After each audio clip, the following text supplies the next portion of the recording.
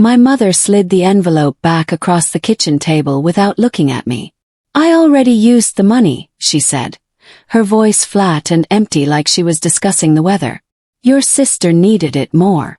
My fingers froze around the edge of the paper. The hospital logo stared back at me, bold and official, stamped across the top in blue ink. "Treatment approval. Time sensitive." The words blurred together as my hands started shaking. I could hear the refrigerator humming in the corner, the sound suddenly too loud in my ears.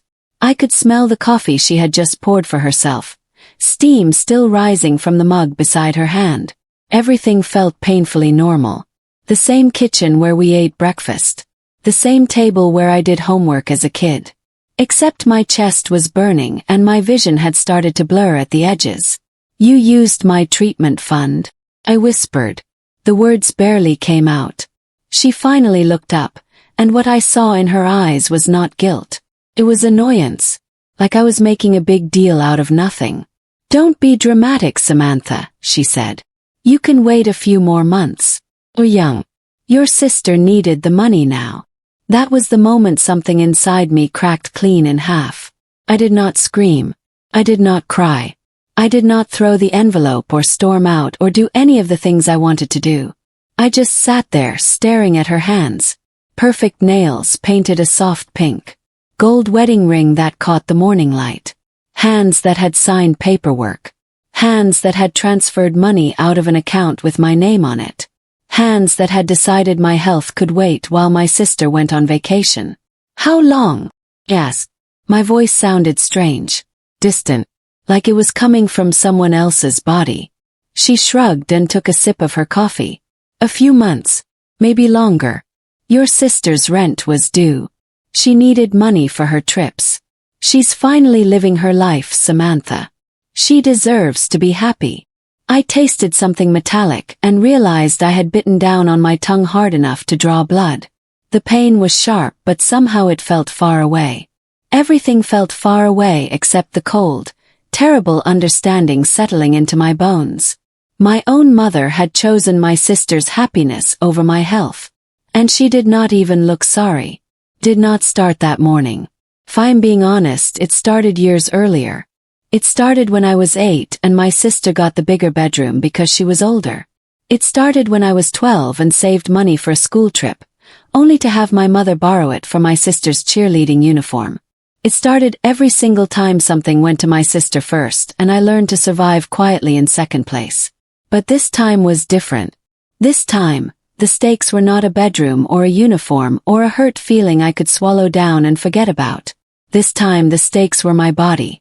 My actual physical body that was breaking down while my sister posted pictures from beaches and restaurants and concerts. I had learned to live with being second. I had not learned to live with being disposable.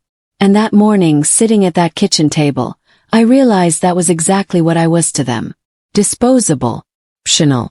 Something that could wait while more important things got taken care of first. The doctor had been calm but firm when she explained it to me 3 weeks earlier.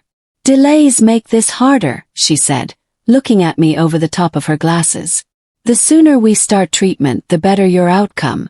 If we wait too long, the condition progresses. Becomes riskier, more painful, harder to manage."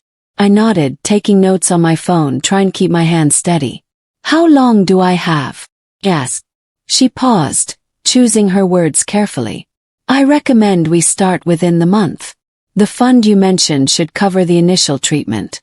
After that, we can look at payment plans."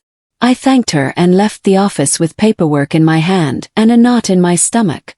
But I trusted my family.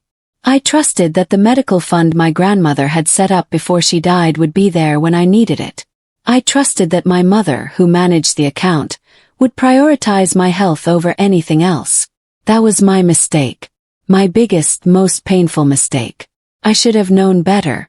My sister Bella never asked how I was feeling. Not once in the 3 weeks between my diagnosis and that morning at the kitchen table. She called me twice during that time. The first call was to ask if I had seen her new apartment photos on social media. The second call was to tell me about a trip she was planning to Miami. "You should come," she said, laughing into the phone. "Oh wait, you're dealing with that health thing, right? Well, maybe next time." She did not ask what the health thing was. She did not ask if I was scared or in pain or if I needed anything. She just kept talking about her life, her plans, her next adventure. And my mother beamed every single time Bella's name came up. "Your sister is doing so well," she would say, showing me photos on her phone. "Look at her apartment. Look at how happy she is.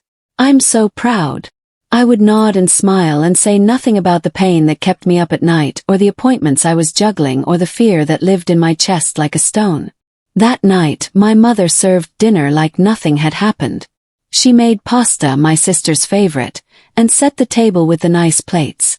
I sat down because I did not know what else to do. My body felt numb. My brain felt like it was wrapped in cotton. "Eat," my mother said, sliding a plate in front of me. "You look pale. You need to take better care of yourself." I stared at the food. The smell made my stomach turn. "I'm not hungry," I said. She frowned. "Don't be difficult. I made this for you." I almost laughed. Almost asked her how she could sit there and tell me to take care of myself when she had just stolen my medical treatment. Almost asked her if she understood what she had done. But I did not. I picked up my fork and took a bite. Tasted like nothing. Like dust and air and broken promises. Across the table, my mother ate normally, checking her phone, smiling at something Bella had texted. And I realized with horrible clarity that she truly did not see anything wrong with what she had done. Lying in bed that night, pain curling through my body like smoke, I realized something terrifying. If my condition got worse, if something went really wrong, they would say they never knew. They would tell doctors and relatives and anyone who asked that I never told them how bad it was. That I was being dramatic. That they had no idea. So I started documenting everything. I opened a new folder on my phone and took a photo of the hospital paperwork. The treatment approval. Timeline. The doctor's recommendations. I screenshotted the bank statements showing the fund that was supposed to be mine. I started a voice memo and spoke quietly into my phone, recording the date, what my mother had said, how I felt. I wrote it all down in a notebook I kept under my mattress. Not because I wanted revenge. Not because I was planning some dramatic confrontation. But because I needed proof. I needed evidence that this happened. That I was not making it up. That when everything fell apart, someone would know the truth. I did not confront anyone. I did not scream or cry or beg my mother to change her mind. I just started asking questions. Quiet questions. Careful questions. I requested records from the hospital about my account status. I emailed the financial department asking about my grandmother's fund and who had legal access to it. I asked questions like I was just trying to understand, not like I was building a case. Let them underestimate me. Let them think I was too weak or too scared or too polite to push back. I knew something they did not. I knew that the truth has a way of coming out, especially when it is written down in official documents and email chains and bank transfers. I did not need to make a scene. I just needed to let the facts speak for themselves. So I gathered them slowly, carefully, like picking up pieces of broken glass. Each one sharp. Each one necessary. Each one proof that what they did to me was not just cruel. It was wrong. The fund was not family money. That detail mattered more than anything else. My grandmother had set it up specifically for me, in my name, for medical expenses. She had written it into her will. She had named me as the beneficiary. My mother was only supposed to be the custodian until I turned 21. She was supposed to manage it, not spend it. The paperwork was clear. I found copies of everything in my grandmother's documents that my mother kept in a box in the basement. I took photos of every page, my hands shaking so badly I had to take some pictures twice to get them clear. There were rules. There were legal boundaries. And my mother had crossed every single one of them the moment she transferred money from my medical account to pay for my sister's rent. This was not a family disagreement about priorities. This was misuse of funds. This was something that could be reported. And I was going to report it. Not today. Not tomorrow. Soon. When I had every piece of evidence lined up so perfectly that no one could deny what had happened. My sister called me 3 days later. I was lying on my couch, heating pad pressed against my back, trying to manage the pain that was getting worse every day. My phone buzzed and her name lit up the screen. I almost did not answer. But some sick part of me wanted to hear her voice. Wanted to see if she knew. She cared. "Hey," she said, her voice bright and carefree. "Guess where I am?" Closed my eyes. "Where?" "The beach." Mom surprised me with a little getaway fund. "Isn't that sweet? I'm staying at this amazing hotel. You should travel more, Sam. Life's too short to just work and worry all the time." I stared at the ceiling. Counted to 10. "That sounds nice," I said. My voice sounded dead even to my own ears. "Are you okay? You sound weird." "I'm fine." "Cool. Hey, I have to go. We're about to do jet skis. I'll send you pictures." She hung up before I could respond. I set my phone down and looked at the pill bottle on my coffee table. The pain medication I was rationing because I could not afford to refill it yet. While my sister rode jet skis on money that was supposed to keep me healthy. The hospital flagged the delay 2 weeks later. I got a call from the financial department asking why my treatment had not started yet. "We have your approval on file," the woman said. "But we haven't received payment authorization. Is there a problem?" "Yes," I said. My heart was pounding. "There's a problem with the fund access. I'm working on it." There was a pause. "Miss Lewis, I need to inform you that delays in treatment can affect your outcome. If there's a financial issue, we have resources that might help." "Thank you," I said. "Can you document this call?" Another pause. "Of course. I'll make a note in your file." That note mattered. That note was proof that I was trying to get treatment and something was preventing it. That note started an internal review that I did not have to ask for. The hospital's own systems caught the problem. And once the review started, it would follow procedures I had no control over. No drama. No confrontation. Just facts making their way through official channels. When the first letter arrived at our house, my mother opened it standing up at the kitchen counter. I watched her face change as she read. The color drained from her cheeks. Her mouth opened slightly. Then she sat down hard in the nearest chair. "What is this?" she asked, her voice sharp. I was at the table eating toast, pretending I did not know exactly what that letter said. "What's what?" "The hospital is asking questions about your grandmother's fund. They're saying there's a discrepancy." She looked at me, her eyes narrow. "Did you say something to them?" "I asked about my treatment timeline," I said calmly. "They asked about payment. I told them I was having trouble accessing my fund. You had no right to involve outsiders in family business." I took another bite of toast, chewed slowly, followed. "It's not family business. It's my medical care. And my money." She slapped the letter down on the table. "Nothing will happen," she said, but her voice shook. "I'm your mother. They'll understand." She thought that title protected her. She thought being my mother meant she could do anything and face no consequences. She was wrong. More letters came. Certified mail that required signatures. Emails that copied multiple departments. The hospital was not being dramatic or cruel. They were simply following protocol when financial irregularities appeared in a patient's account. Especially when that patient was young and the account manager was a family member. Especially when treatment delays could cause harm. My mother tried to wave it off at first. She told my father it was a misunderstanding. She told Bella that I was overreacting. She told herself that nothing would actually happen because nothing ever had before. But I could see the fear creeping in. The way she checked the mail 3 times a day. The way she jumped when her phone rang. The way she started avoiding me at dinner, not meeting my eyes. For the first time in my life, my mother looked afraid. And I did not feel sorry for her.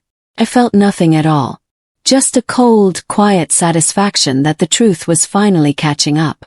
"They're asking questions," she hissed at me one morning, cornering me in the hallway before I could leave for work. "They want bank statements. They want to know where the money went." I adjusted my bag on my shoulder. "Then give them the statements." "You don't understand. This could look bad. It should look bad, I said. It is bad. Her face went red. I was helping your sister. I was being a good mother.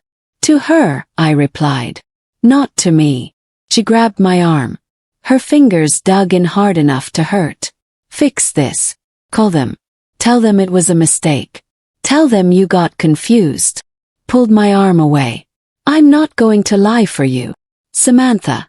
I'm late for work, I said and walked past her out the door. My hands were shaking as I got into my car. My arm throbbed where she had grabbed me.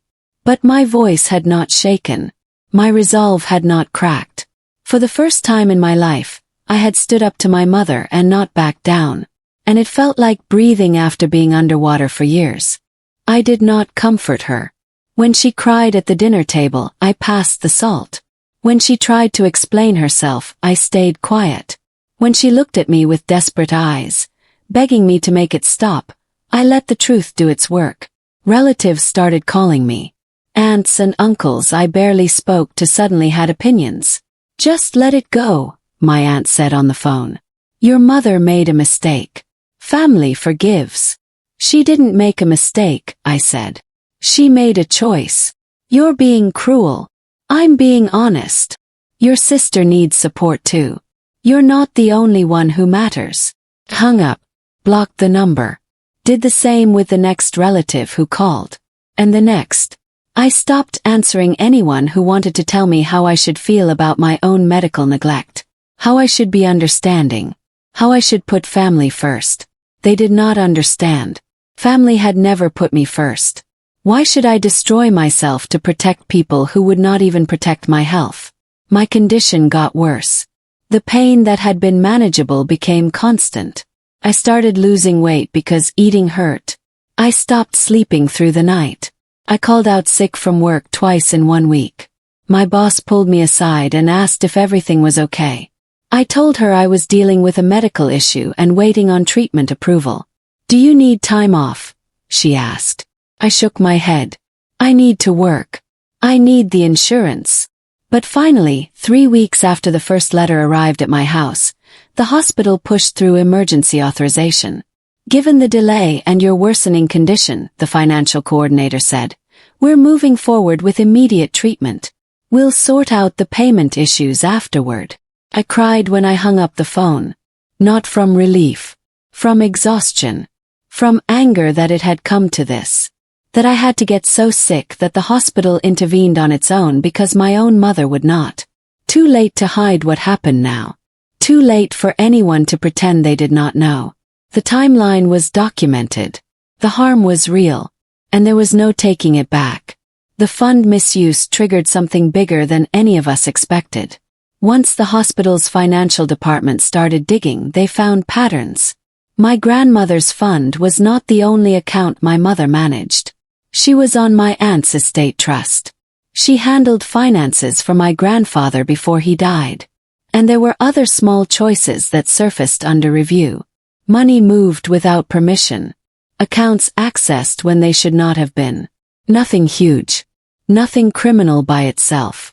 But together, they painted a picture of someone who believed rules did not apply to her. Someone who took what she wanted and justified it later. The hospital referred their findings to an elder financial abuse hotline because my grandmother's fund was involved. That hotline contacted the state. The state opened a case. And suddenly this was not just about me and my mother anymore. This was official. This was documented. This was out of our hands entirely. My mother panicked. Called lawyers. Sent frantic emails. But the process had started. And she could not stop it with tears or explanations or promises to fix it. My sister lost her lease 2 months later. The money from my mother stopped completely. Every dollar was being reviewed. Every account was frozen pending investigation. Bella called me for the first time in weeks, her voice high and scared. Sam, I don't know what to do. Mom can't help me right now. I'm going to lose my apartment. I sat on my couch, phone pressed to my ear and said nothing. Sam. Are you there? I'm here. Can you lend me money? Just until this blows over. I almost laughed. Almost asked her if she was serious. If she really thought I would give her money after what they had done. No, I said. Please. I'm begging you. You never asked how I was feeling, I said quietly. Not once. You never asked if I was okay or if I needed anything. You took money that was supposed to keep me healthy and used it for vacations. And now you want my help. She started crying. I didn't know. Mom said it was okay. Goodbye, Bella. Hung up, blocked her number, and did not pick up when she called back 6 times in a row. My mother asked to meet 3 months after everything started. He sent me a text. Can we talk? Please. Almost said no. Almost ignored her. But a part of me needed to hear what she would say. Needed to see if she understood what she had done. We met at a coffee shop. Neutral ground. She looked smaller than I remembered. Tired. Older. I made a mistake, she said as soon as I sat down. I did not respond. Just waited. I thought I was helping Bella. Thought you could wait. I didn't think it would turn into this. Into what? Yes. Into investigations and lawyers and the whole family turning against me. You mean you didn't think you'd get caught? She flinched. That's not fair. None of this is fair, I said. My voice was calm. Cold. You blocked my medical treatment so my sister could go to the beach. You stole money my grandmother left for me. And you did it without hesitation because you didn't think I mattered enough to stop you. She started crying. I'm sorry.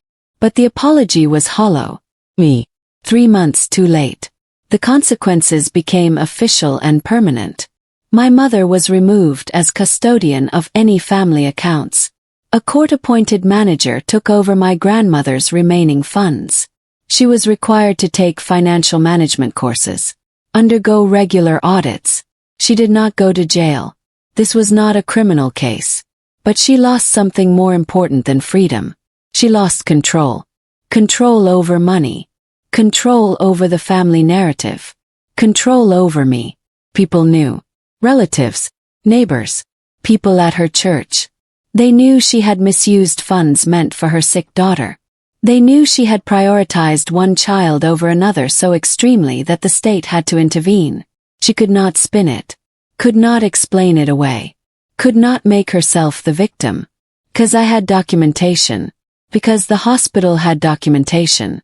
Because the truth was written down in official reports that she could not erase.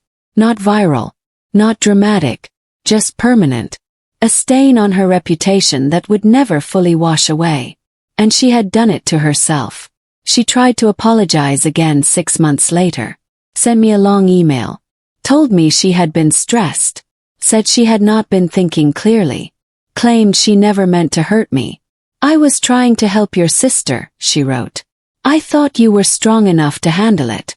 I thought you would understand. I read the email once. Then I replied with 2 sentences. You hurt me. That's all that matters. She wrote back asking to talk. Asking for a chance to explain. Asking me to forgive her because family is supposed to forgive. I did not respond. I had nothing left to say to her. No anger. No forgiveness. Nothing. She was simply someone I used to know. Someone who had made choices that pushed me out of her life. And I was okay with that. More than okay. I was free. I recovered slowly. The treatment worked, but it was harder than it should have been. The delay had made everything worse. More painful. More complicated. More expensive. But I recovered independently. Without my mother's help. Without my sister's support. Without anyone from that house that had never felt like. Found people who chose me. Friends who checked in. Co-workers who covered shifts. A support group at the hospital where everyone understood what it felt like to be sick and scared and alone. I built a life that did not include the people who had proven they could not be trusted with my health or my heart. And every day I got stronger. Not just physically, but in ways that mattered more. I learned that I did not need their approval. Did not need their love. Did not need anything from them at all. I was enough on my own. She lost the family authority she had relied on for decades. No one asked her to manage finances anymore. No one trusted her with important decisions. At family gatherings I did not attend, people whispered, took sides. Some believed her version of events. Some believed mine. But everyone knew something had broken that could not be fixed. My father stayed with her, but something had changed between them too. He had believed her when she said it was fine. When she said I was overreacting. When she said the money was family money and she could move it around as needed. Then the investigations came. The evidence came. The truth came. And he had to face that the woman he married had stolen from their sick daughter to fund their healthy daughter's lifestyle. That kind of knowledge does not just disappear. My sister moved back home, broke and angry. Blamed me for everything. Told anyone who would listen that I had destroyed the family over money. But the people who mattered knew better. They had seen the paperwork. They had seen the timeline. They knew. A year after it all started, I moved to a different city. Got a new job. Found an apartment with good light and neighbors who smiled when I passed them in the hall. I decorated the space myself. Bought furniture I could afford. Made it mine. No one from my old life had my new address. I blocked my mother's number. My sister's number. Anyone who tried to guilt me into reconciliation. I sent a message to the few relatives who had supported me, letting them know I was okay. Then I disappeared from that family completely. Not out of anger. Out of clarity. Because the day my mother decided my health was negotiable, the day she signed papers to move money away from my medical care, was the day she lost the right to be in my life. And I had never felt stronger. Never felt more certain. I had survived their neglect. Survived their choices. And I had done it alone. Which meant I could do anything. Sometimes revenge is not destruction.